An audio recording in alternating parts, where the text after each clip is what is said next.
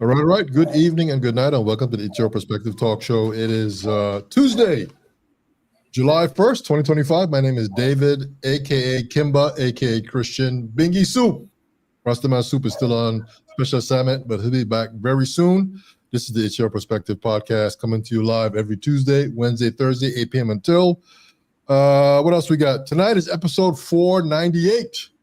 We do have a special guest in the studio. We are on the road to 500 shows. Woo woo! I want to thank all our guests in the past, all our followers on YouTube and primarily on Facebook for tuning in, checking us out, and enjoying the show. We're coming to you live from the beautiful island of St. Croix, Virgin Islands. We're streaming to you live to Facebook and YouTube via StreamYard.com.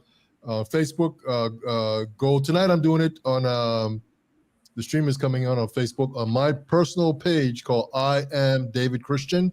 Sometimes I jump between that page, that profile, and my other page, which is called Live from the Virgin Islands. But this show will be moved over to that after the show is done, so that followers on both can pay attention to that as well. Be sure to subscribe, like, comment, and share the video. And most important, I'd like to say that our prayers and his blessings, when you put it all together, man, you get one perfect love, man. That's what I live by. So as we roll ahead, we do have a special guest in the studio. There she is, Dr. Gemaine Owen. Welcome to the show. Thank you so much, Mr. Christian, for having me on the show. I really appreciate this opportunity to tell my community that I'm out there. I'm out there doing house calls, so I need. Yeah, we're gonna get into all of that, man. I want to thank Alice Henry for linking us up. Alice has been on our show a couple of times. Shout out to Alice. We love you so much. Keep doing those dancing TikTok things you do on Facebook. We love them. I love them. Anyway, so we have a special guest in the studio tonight. We got three things we're going to talk about tonight.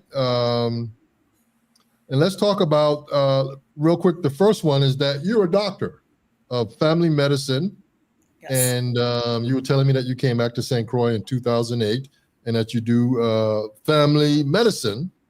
And you have a doctor's office, a practice with Right. your sister. So let's get into that a little bit. So, you're from St. Croix originally, I think. Yes. So why become a doctor? I think I just had that predisposition for being a doctor. It was inherent in me. My sister said she knew a long time ago that I was going to be a doctor, even though I never voiced it. I knew that just my behavior, it was just inherently to be that doctor. And like I told you, my father died when I was 6 and my sister was 5. And I had an interest back then in research because he had cancer then. And I had an interest in research, and I thought I wanted to be a researcher, really. That's what I remember saying. I don't remember saying doctor. I remember saying researcher. So then I went to Central High School. I heard one of my classmates, not my classmates, more, one of my schoolmates a year ahead of me was going to Princeton, and she wanted to be a biomedical engineer. And I said, hey, don't they do research? And that's when I said, that's what I wanted to do. I wanted to be a biomedical engineer, which I did. I did that at Johns Hopkins. And, but after spending 3 years in a lab, I said, no, I'm a people person. It has to be med school, which I was already on the med school track. I had done all my pre-med requirements, but I knew that I had to be a physician and to stay out of the lab. The lab is just not for me. So Okay. Yeah. So you did you play doctor as a kid? That's exactly right. That's exactly Okay, right. I got you. My sister was after the patient. She was the patient. Okay. Yeah. So when you talk about house calls, so I mean, how does that work? Is it still the concept of they call you and you come to them and you do your How medical this works stuff? for me is that I have never seen it done growing up here. Never. Okay. Having taken care of a few patients, though, I realized that I think that they had been some doctors in the past who did it here in the community. I just never witnessed that myself. I remember going to Dr. Batanga's office when I was a kid, and then later Dr. Green's office when I was a little bit older. Okay. So I don't remember seeing anybody going to the house. But Hmm. I keep thinking back on why did I think I want to come home and do house calls? And I think my cousin giving me a doctor's bag upon graduation from medical school might have subconsciously planted the seed. Okay. I came back home and said, I'm doing house calls. So Okay. 2008, I started back at the hospital. And then 2009, we opened a practice and started house calls then. Okay. So your sister does house calls too? No, she does not. Okay. Okay, she does not. Okay. No, So, no. is there a real need for that? I mean, are you getting like, 20 house calls a day, or you're just getting like one once a week? No, I'm getting maybe 4 or 5 a week. Okay. But Okay. that need is increasing. Okay. As I see it, the need is increasing. So I do have a private practice. I do have an office, Okay. but I've made it a mission, my mission, to do house calls. And so I see a lot of disabled, elderly who otherwise would not be linked up with services Okay. because yeah, they wouldn't be linked up with services because you have to get like a stretcher plus or a wheel. Back then it was a wheel coach, someone to pick up that patient in a ambulance style vehicle and then get them to the doctor's office and then bring them back. So a Okay. lot of logistical issues there, and well, it's cost. Yeah, as well. Okay. So real quick here, Jermaine, we got our first comment, and let me put that on the screen there for you so that you can see. See, if you look at your screen there, Hi, Alice. Alice. Woo, woo. thanks for Hi, thanks for Alice. tuning in.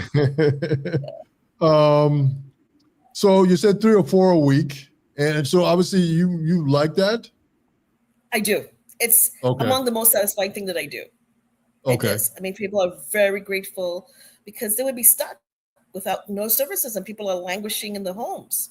I mean, Hmm. wounds can't be addressed, or they can't just even get simple nursing care unless I'm able to Okay. go in and refer to the appropriate agency, whether that's hospice, whether that was home health.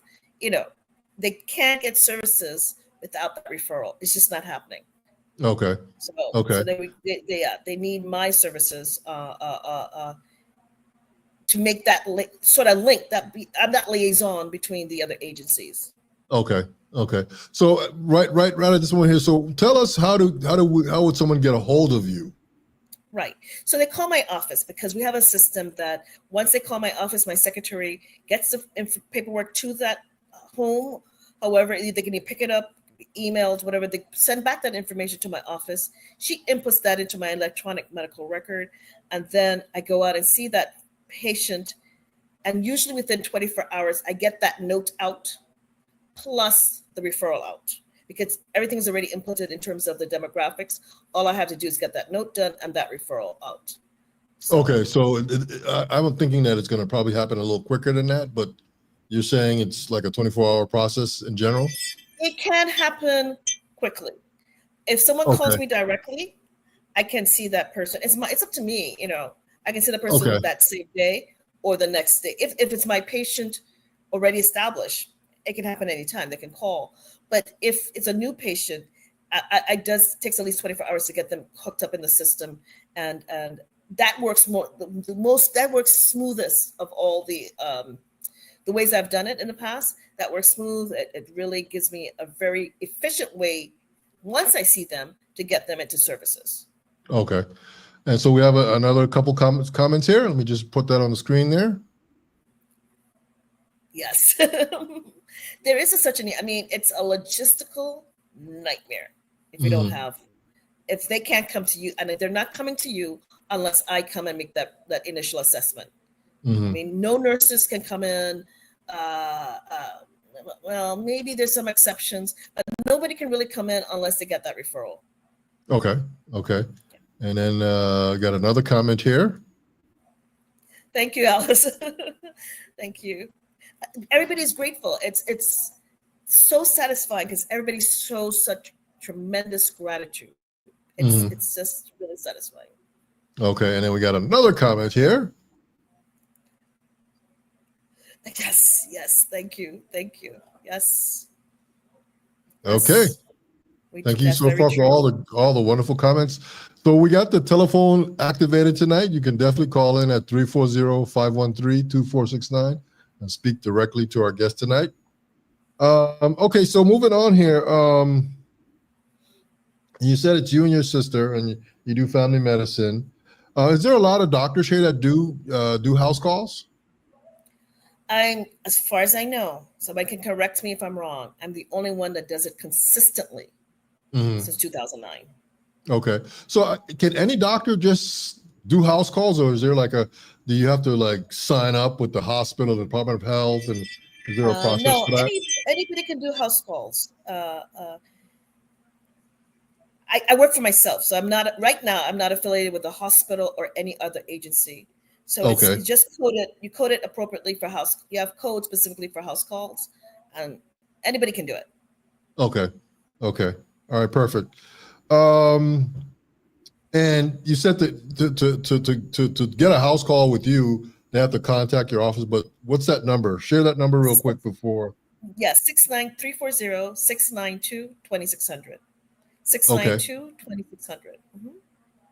692-2600. So we have another comment here. Yes, I do. If she's talking about Turning Point, I have visited there as well. Yes. Okay. Is that where she's talking? Yes. I have a relationship Uh, with all those. Ms. Rivera, if you could just be a little more specific in your question there. Turning Point is kind of going up on the north side, and you make that left, and you go down that long road, and it's on the left, right? Exactly. Yeah. Exactly. Now I don't do Herbert Grigg because Herbert Grigg has their assigned physicians. Okay. Okay. Yeah. Okay. And Turning Point. Let me make note of that. And Turning Point ties into another topic that we're going to be discussing here in a few minutes. So you obviously like Well, being a doctor. I need to qualify that. Sorry. How I get called is usually from the family members. So if the family members want me to see them, it's initiated not by assisted living homes, but by the family members.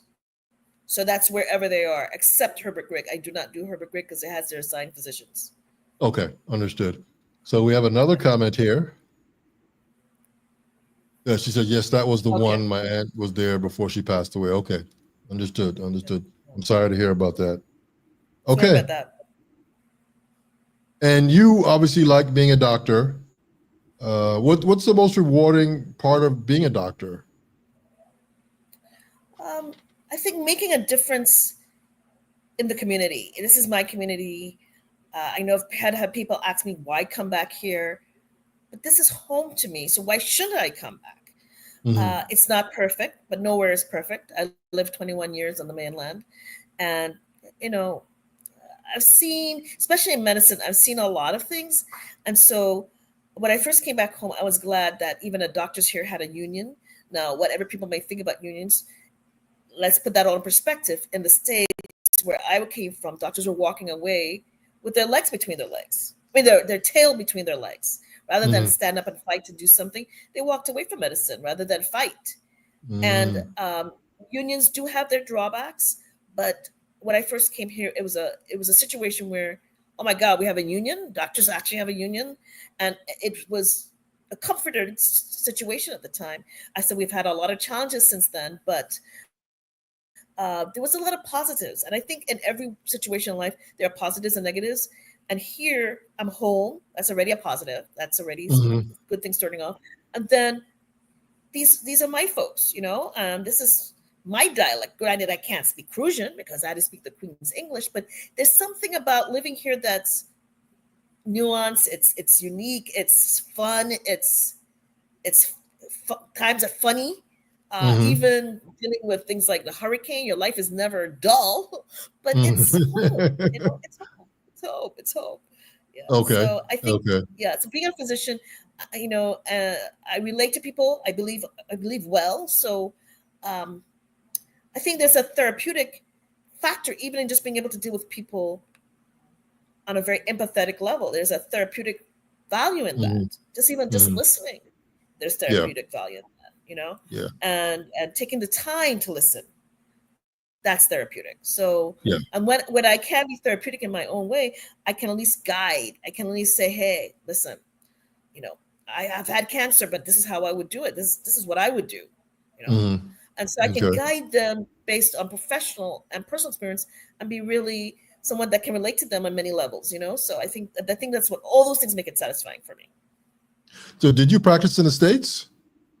Yeah, Florida for 7 years. Yeah. Okay. 7 years. Okay. I was 4 years in private practice, and then 3 years I did public health in Manatee County. Okay. Okay. So let's talk about it real quick. So how long did it take you to become a doctor? I mean, there's some, 7 years, 8 years. I mean, kind of Right. quickly kind of break that down a little bit.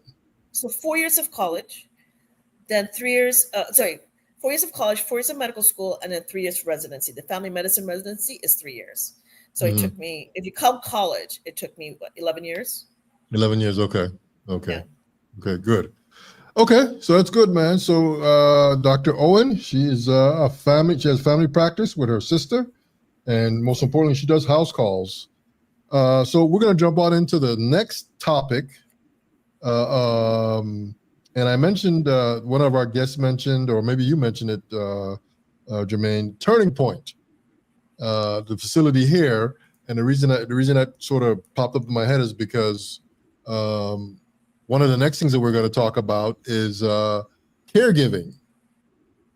And if you look on your screen there, you'll see that she has a book out that's called Caregiving is No Joke, a caregiver's guide. And Turning Point rang a bell with me because that was a facility. I was a caregiver at one point myself after the hurricane with my mom. And that was a place that we looked at as well, was the Turning Point facility. But, as a family, we decided to send my mom away at the time. So caregiving is no joke. And I think that you have some firsthand experience with this as well, right? Right. So this book starts off with the son, caregiving is no joke. Because the day that I may have that realization, I think I was on the verge of tears. And it's not because as a physician, a physician who does house calls, mind you, not everybody does house calls. I've done house calls, I've done hospital, I've done private practice, I've done public health. I mean, I've just done all the different angles. And I think that caregiving is hard emotionally as well as physically. But even though I knew what to do in a physical structure, safety, security, even though I knew all those things, I was not prepared for the emotional portion or the emotional portion was hard, I think. Okay. And so I knew how to safeguard a house. I knew how to put guardrails in. Grab bars in. I knew that I didn't want a shower with any ledge. I knew I wanted a shower, truly a walk-in or a wheel-in shower. So I made those modifications. But okay. There's a lot that I knew from having gone through the different houses, especially in Frederickstead, where I learned from a lot of caregivers in Frederickstead, where they had the alternating pressure pad, plus the A&D ointment, and none of their patients, their loved ones had bed sores, and all the little tips that I got from their homes, from professional, from personal, I just poured into that book. I have a short attention span, so I had to make it to the point, short, not long-winded, so that folks will say, hey, this is a true guide. So everything from personal, professional, and looking at all the angles. I'm talking about legal issues. If you're going to be flown off island, things you need to think about that folks don't think about. Having your paperwork in order. You have to have your paperwork in order. Folks get to the hospital and think everybody's going to be able to be flown off. No, there are delays because your passport is expired, your ID, you can't find your ID, you can't find your birth certificate, or you have this large girth, so you can't fit into a regular plane. It's so many things that folks don't think about. And I don't want, in writing my books, I want folks to say, hey, I don't want to hear them say, I wish I had known. I just don't want to hear anyone say, because I am pouring into this book everything I could think of. Now, there may be a whole lot more to come, but right now, I everything I could think of to this point, I put in that book. Okay. And the book before that, the book before that's on cancer. So it's just all the tips, In Florida, I did 3 years of public health. which also gives me a different perspective. Because we don't do a lot of public health in medical school, it's a perspective that I think is lacking and needs to be in the medical school training. Maybe it is Mm-hmm. more. I've been out 20 something years, so I don't know. But it needs to be in the medical school training because it's a different mindset. Mm-hmm. If COVID would have been treated differently, if the true public health officials had the control of COVID in the United States, and that's all I'm going to say. Mm-hmm. It's a different mindset. It's truly public health. Mm-hmm. How your health affects my health. If Mm-hmm. you are exposed to something like in medical school, I was exposed to chickenpox, never had chickenpox. Exposed to two classmates with chickenpox, never had chickenpox. So I sat that out because I knew that I would, you have an incubation period where you have no signs.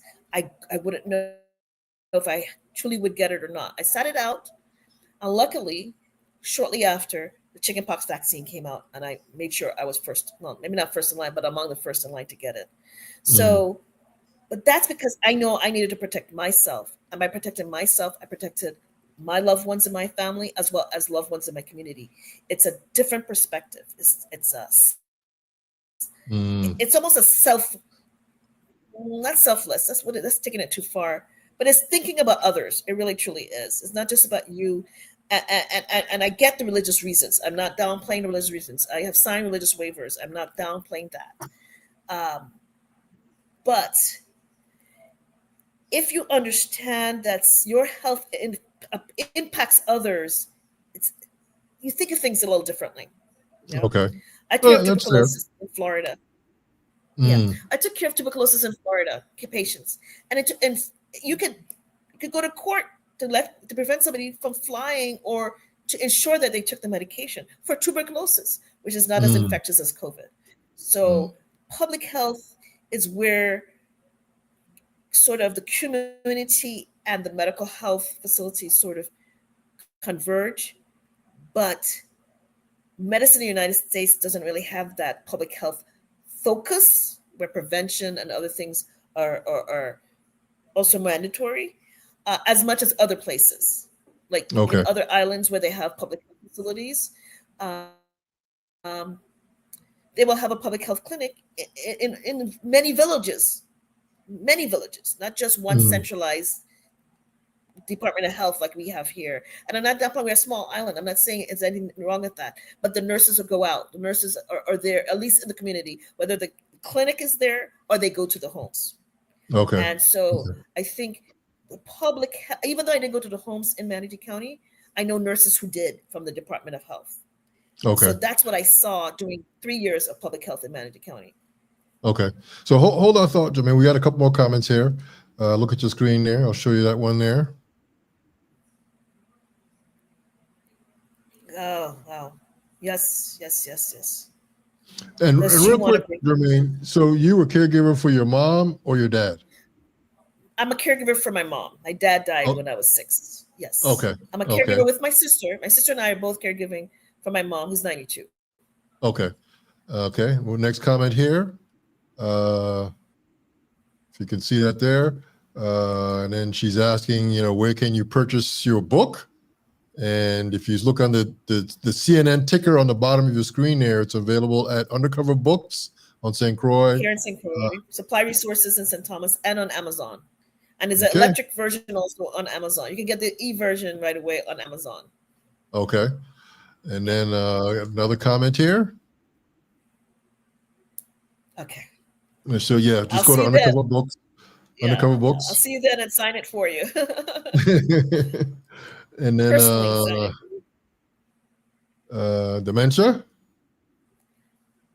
Dementia is one of the toughest ones. I mean, if patients feel like if family members feel like they have to put a patient in a nursing home with dementia, hands off.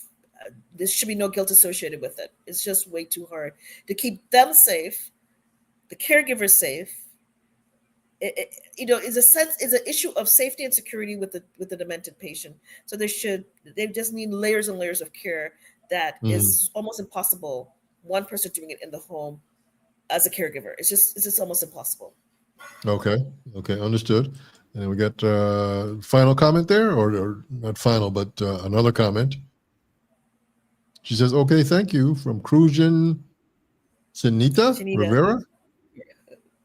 Thank you you're for your welcome. many You're welcome. comments. I hope I get to meet Uh, you. yes.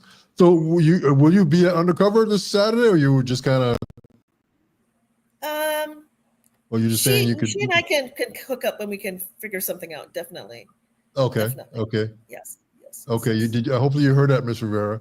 So, as we go on here, so as I was telling you before the show, I was a caregiver too. Right after the hurricane, for maybe year and a half with my mom, right in this house here, and the struggle it was. My mom ultimately passed away from dementia. Just the struggle of just trying to take care of her and checking her blood pressure every day, making sure that she was taking her.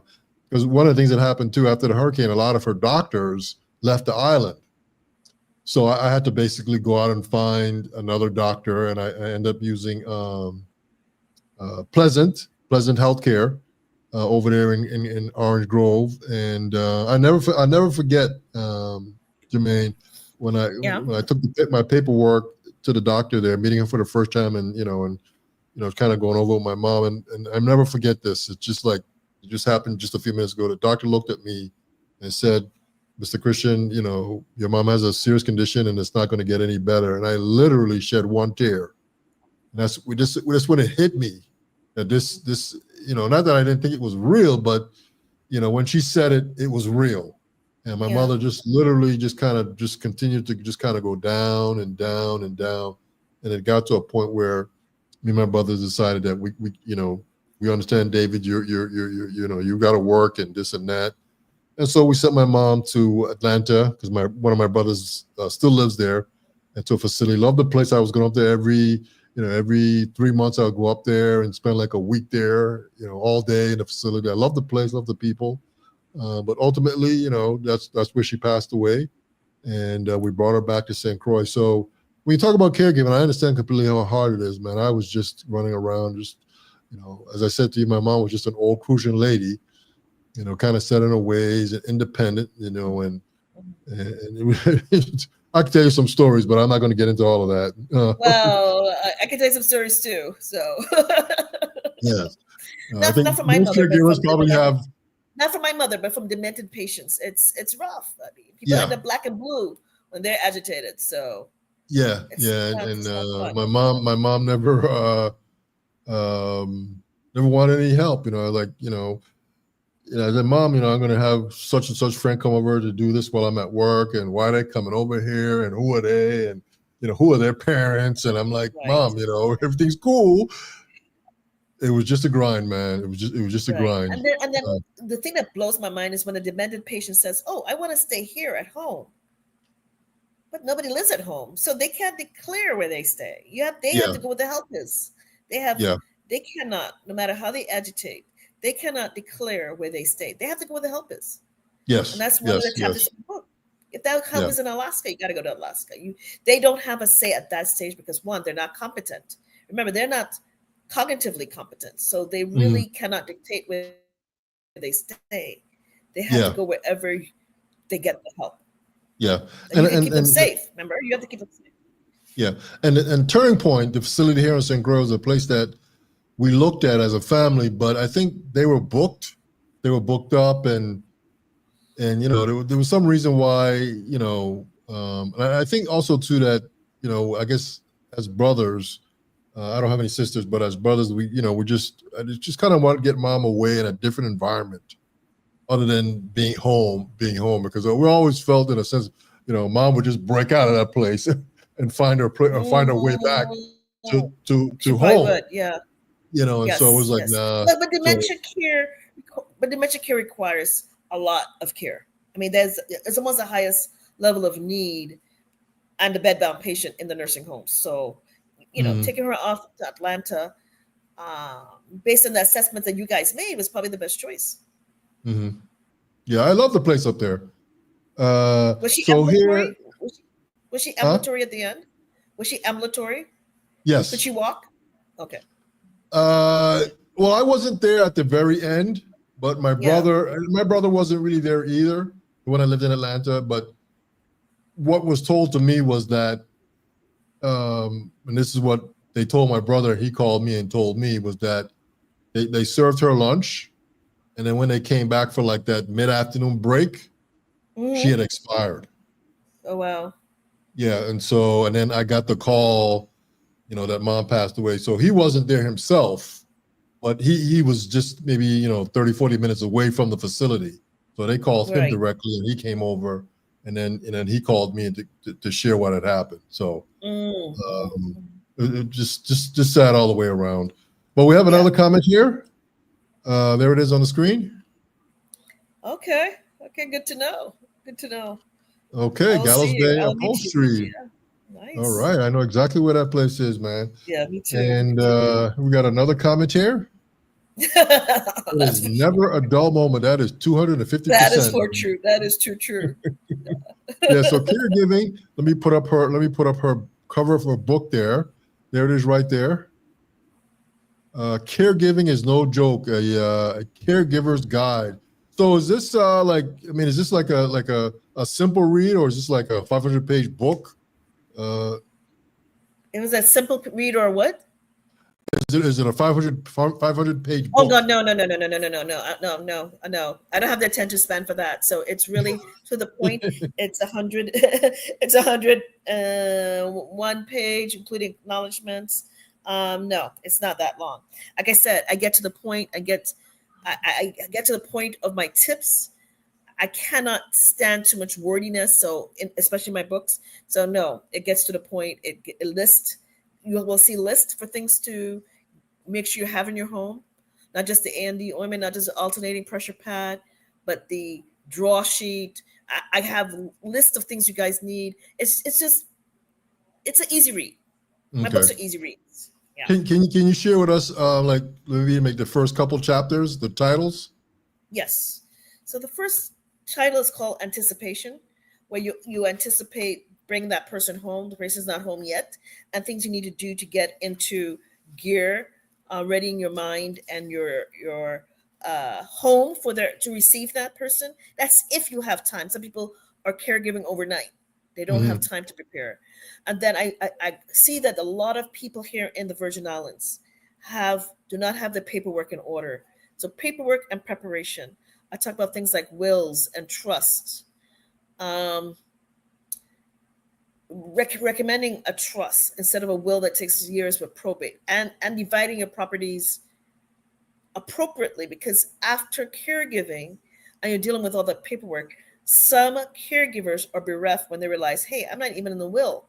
So there's a lot of issues that go into this, but I want folks to say, if you have a child that's caregiving for you, take care of that child. Make sure that child has their property deeded to them in name.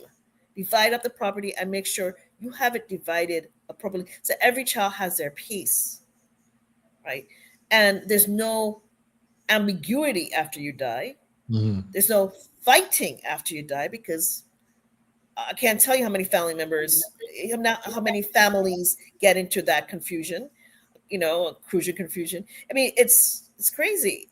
And then Hmm. even as a hospital, when I went to the hospital, you would have differences in even what the family members want for that patient. Hmm. Oh, I want this feeding tube. No, I don't want a feeding tube. So the paperwork should also include who's your medical proxy. Now, yes, if we don't have that in place, we'll go to the next of kin, which is usually a spouse, or Hmm. next of then a child, right? But if you have in your paperwork not just the trust, but the medical proxy portion, and says, I want this son to be my medical proxy, then it's clear you have the paperwork, and you should travel with that paperwork to the hospital. It makes Hmm. all the ambiguity, all the confusion, because all these things contribute to time delay. We Hmm. talk about our hospital here, but a lot of things are left for too late in our homes. We leave them for just the last minute, or we don't deal with them at all, or we don't have it clearly delineated, right? What we want, what our wishes are in case of an emergency. If I Hmm. am, you know, in a traumatic experience, what do I want? Or who do I want to speak for me? and all of that should be delineated, and that paperwork should be set up and ready. So that I'm talking Okay. about paperwork and preparation because I'm thinking about the hospital aspect. I'm thinking about discharge home. I'm thinking about death, unfortunately, hospice, whatever it takes. And I must say, hospice also, I'm sorry, does carry my books as well. Continuum Care has some of my books as well. So I want to add that. I've worked with hospice for worked alongside. I worked for myself, like I said, but worked alongside them as well. Okay. Safety is big. I talk about safety because if that patient has a fall in the home, that's sometimes logistically, again, another nightmare if they get a Mm-hmm. fracture. Uh, Mm-hmm. and then turning them and making sure they're turned, they don't develop wounds, but you already have a wound that's a surgical wound for the Mm-hmm. hip that's been repaired. And so that to me is one of the toughest patients to take care of in the home, the one that has a fracture and cannot walk. So there's some that are not rehabilitated where they can walk, which brings me to another point, rehab. The immediate phase after a stroke or a fracture is critical. So with hip surgery, you get them up and walking. I think within 24, 48 hours, the orthopods can correct me if I'm wrong. If they're not walking like the demented patient, then you have a demented patient bedbound now, right? And that's another whole level of care.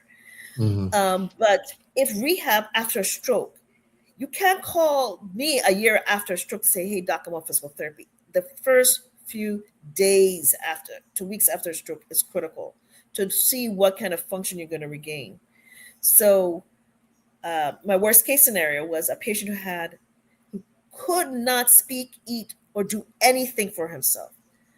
All we had to do to get him off island was to make sure he could pivot on his foot, 1 foot, to get him into a stretcher. At that time, Will Coach was here. Mm-hmm. Get him on a stretcher to get him on the air ambulance. Mm-hmm. Get him on to get him on air ambulance because um, he needed to go to rehab. No, that's not true. It was not air ambulance. It had to be commercial flight. It had to be a commercial flight, so we had to get him on a plane. Mm-hmm.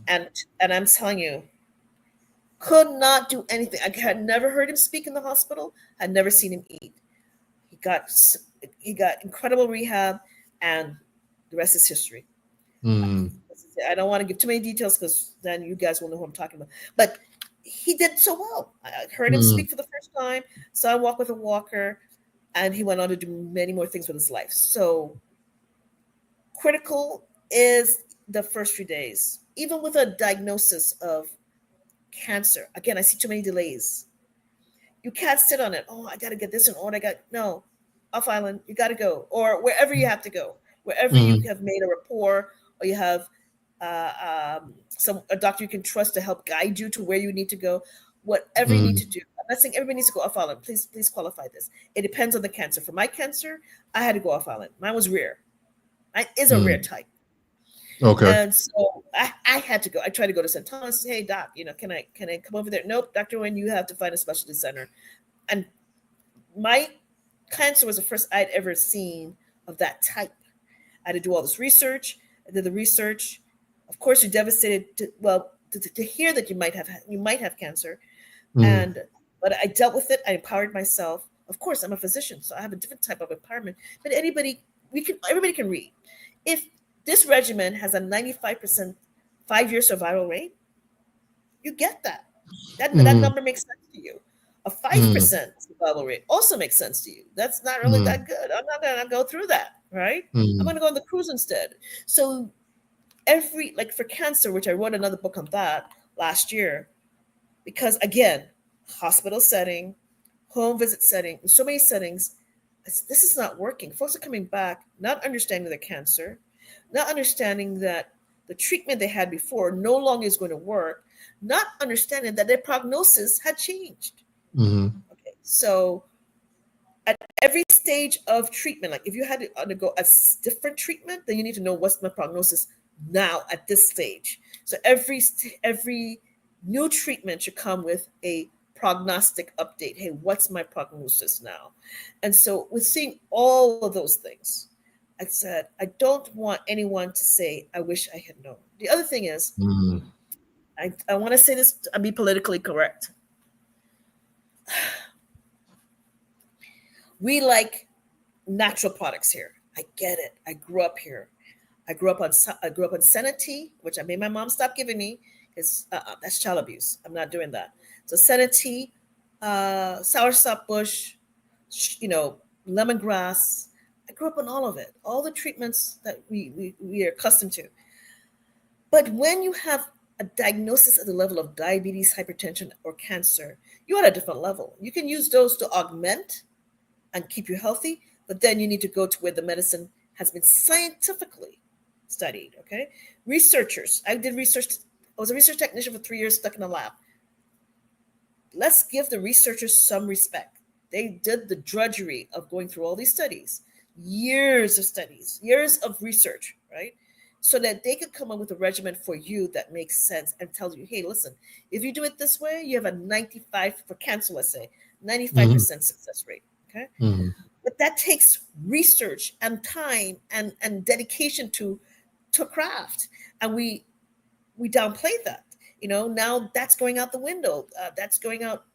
That's been lost. You can't replicate years of research, have it truncated in the middle or the last third of your stint there, and think you're going to come up with good results. So I'm concerned for research in America right now, but that's a separate topic. I want to get back to my community, natural products. I get it. I believe in them too. I was the kind of kid that there was something called liquid of life. Tasted horrible. Like, Mom, let me take my liquid of life. I would just take it prophylactically. Why? It tasted horrible. But I get it. But I want folks to understand where there is science to back this up, because God has given doctors wisdom. Can we agree on that? Doctors have been given wisdom. Where God has given doctors wisdom and the research has been done, use what you have. Do all the research yourself, study it, empower yourself, ask a second opinion, whatever you have to do. Use the herbal products to augment, but don't rely on the herbal products and then want to go and do the chemotherapy at the late when your cancer has advanced. Don't treat it early. Treat anything you have early. I had a grandmother. They say she had breast cancer. I met her, but I didn't know she had breast cancer when I met her. In her 40s, she lived to her 90s. It doesn't have to cut your life short. Again, everybody's situation is different. When you find out it might be at a different advanced stage, it may be an aggressive tumor. In my case, all I needed was surgery. I did not go through chemotherapy. I cannot relate to that.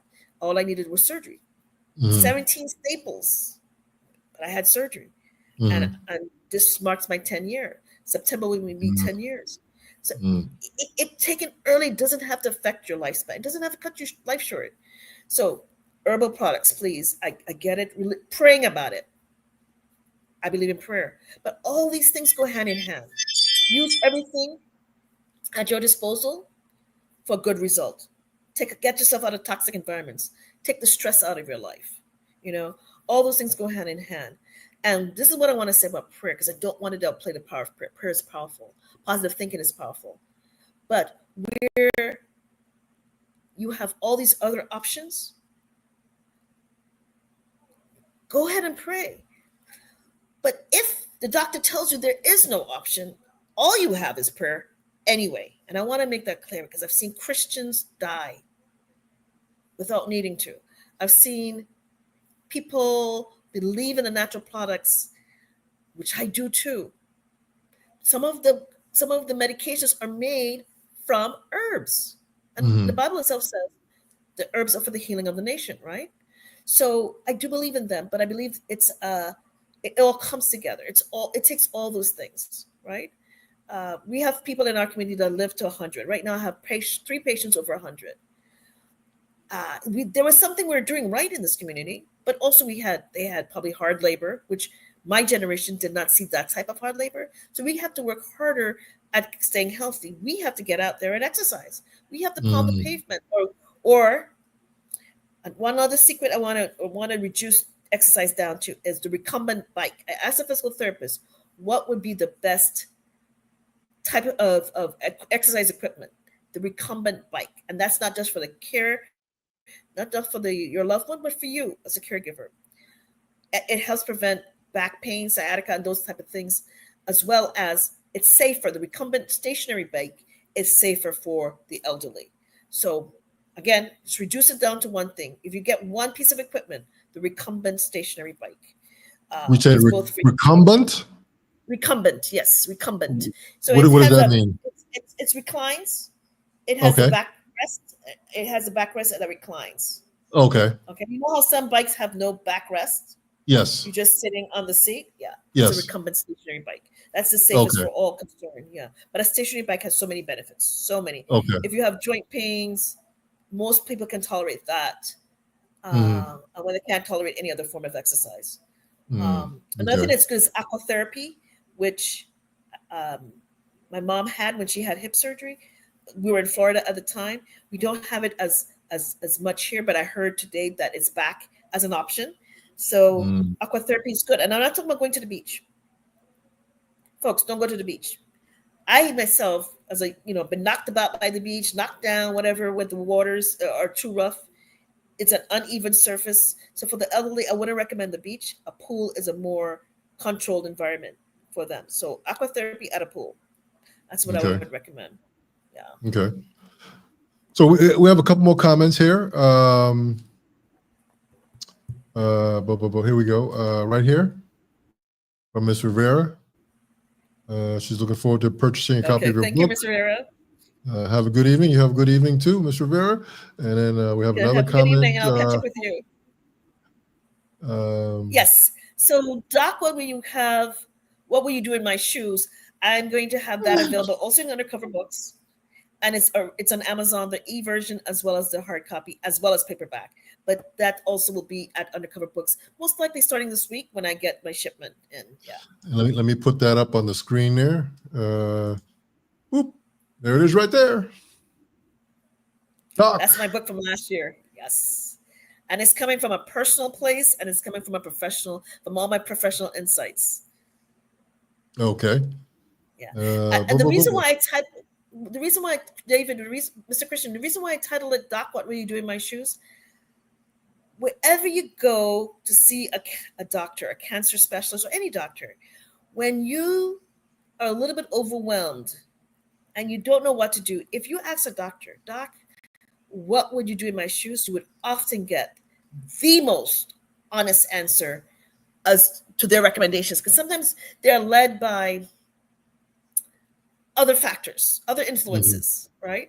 But the most honest to God answer I think you will get is if you said, Doc, what would you do in my shoes? And that's why I titled it that way. And I'm also telling you what I would do in some of these situations, having from a professional point of view, as well as having been a patient myself, right? Getting a medical proxy is important, making sure you know who's going to make a decision for you. You're going to surgery, who's making the decision for you? If you end up at an event, those things need to be hashed out beforehand.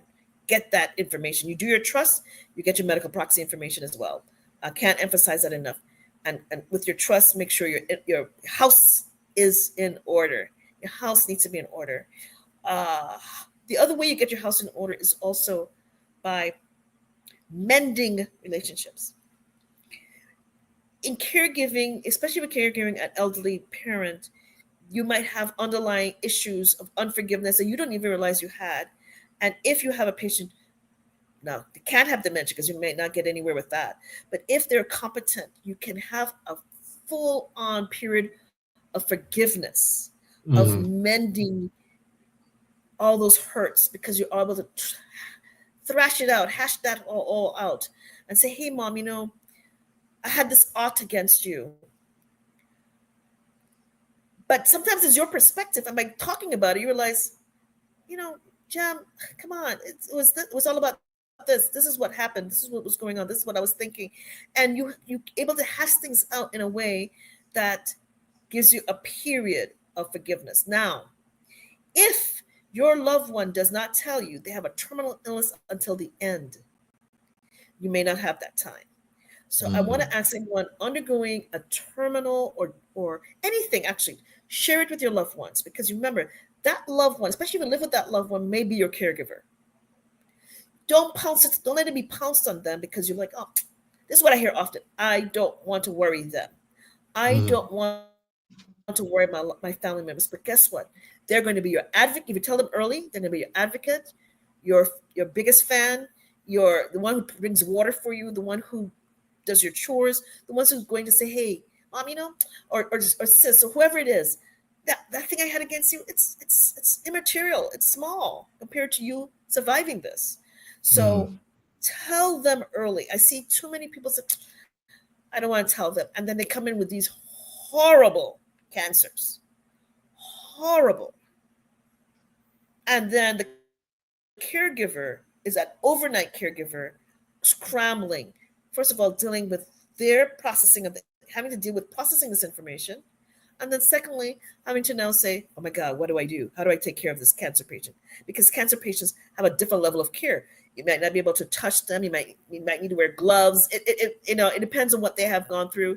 There's so many levels, again, to that care depending on that cancer patient's treatment. They have a colostomy bag. What do you do with a colostomy bag? So folks, if you have a diagnosis, share it with your family members. You'd be surprised how they will advocate for you, fight for you, get you what you need, and you don't have to suffer alone. You might even say, okay, together you guys decide, I'm not doing chemotherapy. I'm going to go on a cruise. Forget chemotherapy. I'm already 78. I don't need to go through that. I'm not going to survive it. But you have to make an informed decision, but make it with your family. Don't leave them out. Please. Please. It happens too often here. Let your family members be a part of this.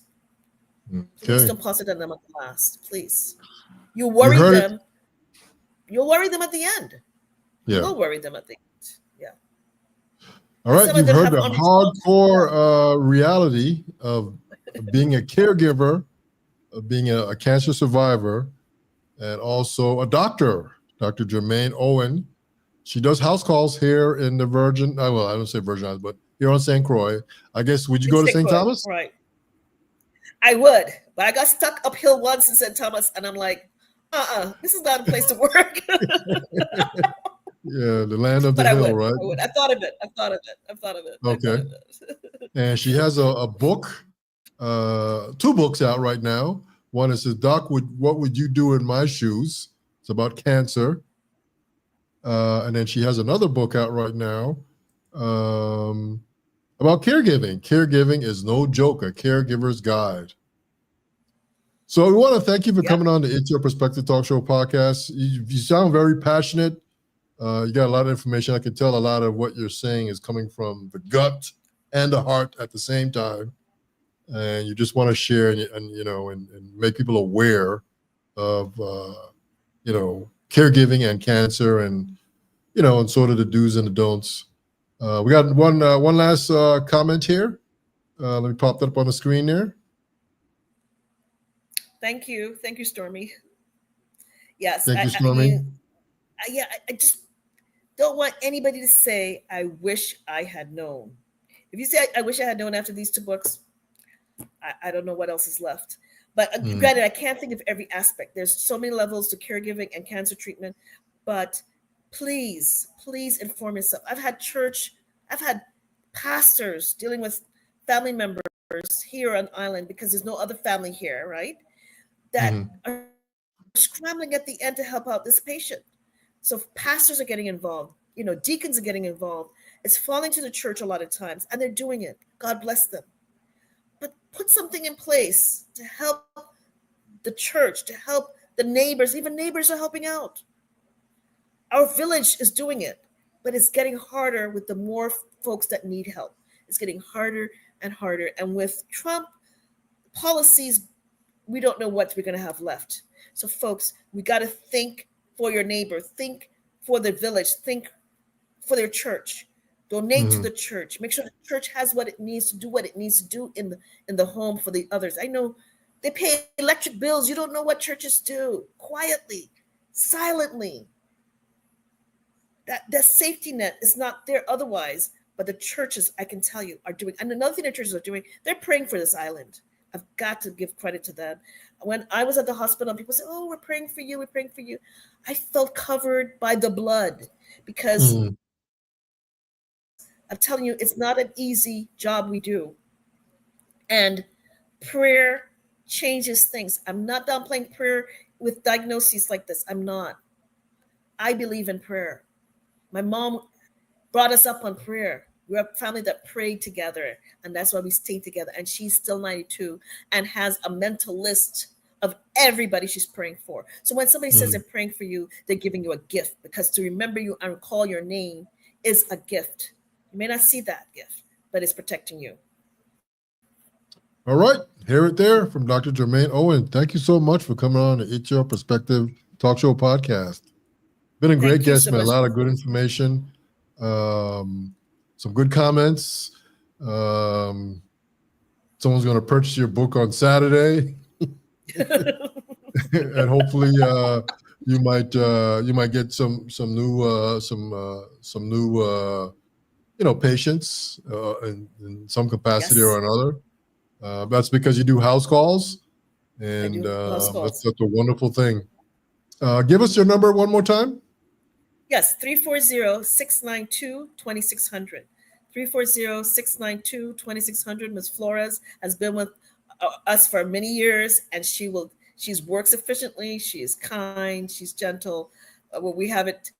We're empathetic at that office. We're compassionate. So call us, please. And we got one last comment that just popped in, Jermaine. There it is right there. Check your screen. Thank you, former Senator O'Reilly. Thank you so much.